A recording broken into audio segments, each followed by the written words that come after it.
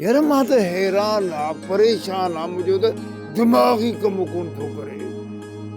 इन माझांदड़ीअ खे मां बेद मुश्क पियो थो सम्झा इन केलनि खे मां खट जा पावा पियो थो सम्झा इन गाह खे कड़ब पियो थो सम्झा यार माजरा छा आहे मूंखे त अॼु पशु सभा माण पे में पियो थो लॻे अदा तॻिया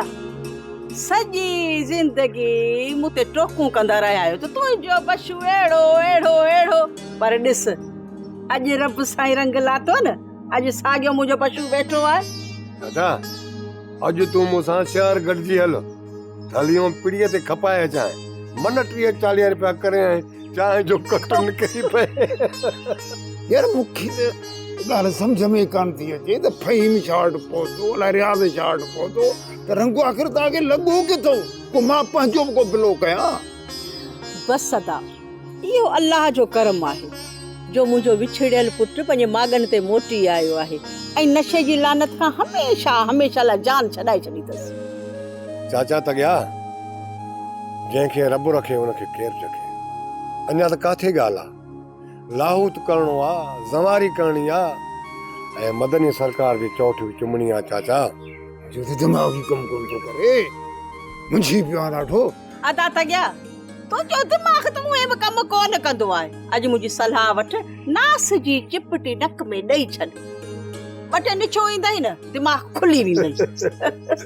तॾहिं त चवंदा आहिनि त कंहिंखे बि घटि न सम्झो हाणे ॾिस अमा चाचे तॻे खे ॻाल्हि सम्झ में अचे थी ॿुधाए थी ख़ुदा जे वास्ते मूंखे ॿुधाए त माजरा छा आहे मां तो ॿुधायां चाचा इहो सॼो रब जे आज़ान जो करशमो थी दुत नशे में हुअमि चाचा का ख़बर न हुई अलाए केतिरनि ॾींहंनि खां घर न आयोसि ईअं मस्जिद वटां गुज़र थियो मालिक जे आज़ान जो आवाज़ मुंहिंजे कननि ते पातो उतां कहाणी फिरी वई मालिक राज़ी थियो वञी गिड़गिड़ायो वञी सजदो कयोमांसि मालिक रहम कर हिन लानत मां मुंहिंजी जान छॾाए चाचा तॻिया अलाह राज़ी थियो ॼण मां कॾहिं पीतो ई न हो नशो ज़िंदगीअ लाइ तौबा कयमि इहा मालिक जी भलाई आहे चाचा ब्रादे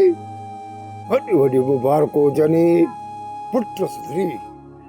ख़ैर मुबारक अदा ख़ैर मुबारक अदी कॾहिं कॾहिं ॿाकरे खीर जी चांहि प्यारी थी अॼु त सलाह ई कोन थी अड़ी भला ये जेके केला पिया ॾे त भला वाट सां खाईंदो वञा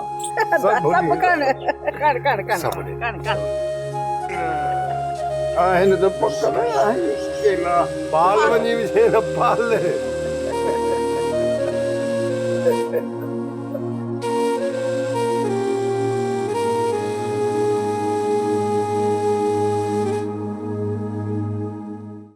सोप सीरियल सिंध जाई